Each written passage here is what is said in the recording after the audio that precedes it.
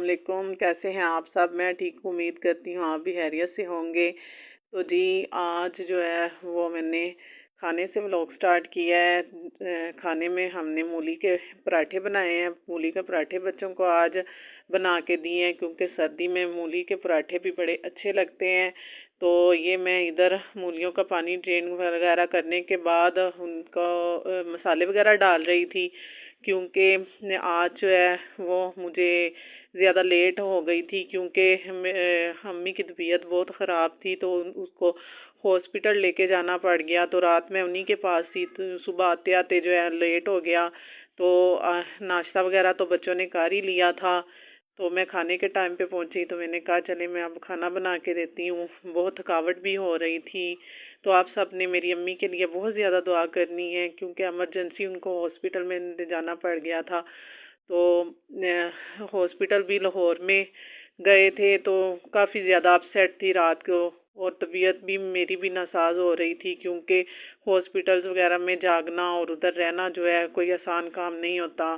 तो जी इधर खाने वगैरह से फ़ारिग होने के बाद जो है अचानक ही मेरे हस्बैंड का फ़ोन आ गया कि वो उनके जो है कुछ मेल गेस्ट आ रहे हैं, तो ऊपर वाले पोर्शन को रेडी करना था।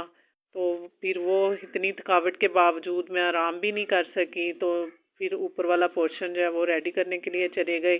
कुछ थोड़ी बहुत सफाई वगैरह करनी थी, तो इधर बाथरूम वगैरह भी मैंने साफ़ कर दिया।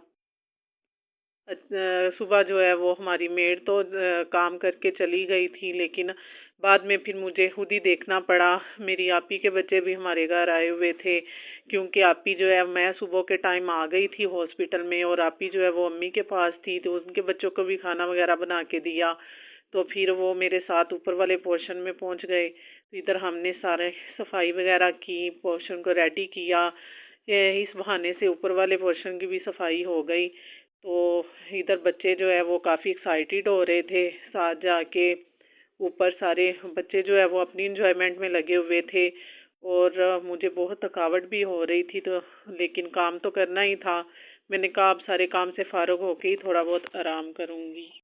तो जी इधर काम करते करते शाम हो गई थी, तो फिर शाम के खाने की तैयारी शुरू हो गई। शाम के खाने में मैंने आलू गोश्त बनाया, और साथ में बच्चों के जो है ना वो टेस्ट भी चल रहे थे। तो बहुत परेशानी हो रही थी क्योंकि उधर अचानक अम्मी की तबीयत का ख़राब हो जाना और फिर बड़ा मसला हो जाता है। जो बच्चे भी अपसेट हो जाते हैं अगर माँ घर में ना रहे तो, क्योंकि उनके जो है ना वो टेस्ट स्टार्ट हो गए हैं, तो बाद में एनुअल एग्ज़ाम भी आ जाएंगे, तो माँ के ऊपर डबल ज़िम्मेदारी हो जाती है। तो इधर मैं साथ साथ खाना बना रही थी और साथ साथ जो है ना अपने बेटे को टेस्ट की तैयारी भी करवा रही थी बाहर जाके। तो जी इधर मेरी बेटी जो ईज़ा भी अब वो काफ़ी जो है वो खुश हो रही है क्योंकि रात वो सही तरीके से सो नहीं पाई थी, क्योंकि मेरे साथ वो सोती है तो रात को रात अपसेट ही रही है। तो फिर अभी मुझे देख के काफ़ी खुश हो रही थी। और इधर जी खाना भी हमारा बन के रेडी हो। तो जी कसूर में तो सर्दी में काफ़ी शिद्दत से इजाफ़ा हो रहा है क्योंकि धुंध जो है वो रात को भी शाम को भी पड़ती है और सुबह के टाइम भी बड़ी ज़्यादा सर्दी होती है। स्कूल तो खुल गए हैं बच्चों के, लेकिन सर्दी की वजह से बच्चे जो है वो अपसेट ही हैं जाने के लिए। लाहौर की निस्बत कसूर में काफ़ी ज़्यादा सर्दी पड़ रही है। किन किन इलाकों में, किन किन शहरों में ज़्यादा सर्दी पड़ रही है, आप कमेंट बॉक्स में ज़रूर बताइए कि आपके शहर में कितनी सर्दी की शिद्दत की कितनी ज़्यादा है और कितनी कम है, क्योंकि हमारे इधर तो बहुत ज़्यादा सर्दी है। तो जी ये खाना हमारा बन के तैयार हो चुका है और इधर बच्चे अब खाना खाना शुरू हो गए थे और साथ साथ इंजॉय भी कर रहे थे, लेकिन मुझे बड़ी थकावट हो रही थी। अब मेरे से तो वॉइस ओवर करने में भी बड़ा मुश्किल हो रहा था।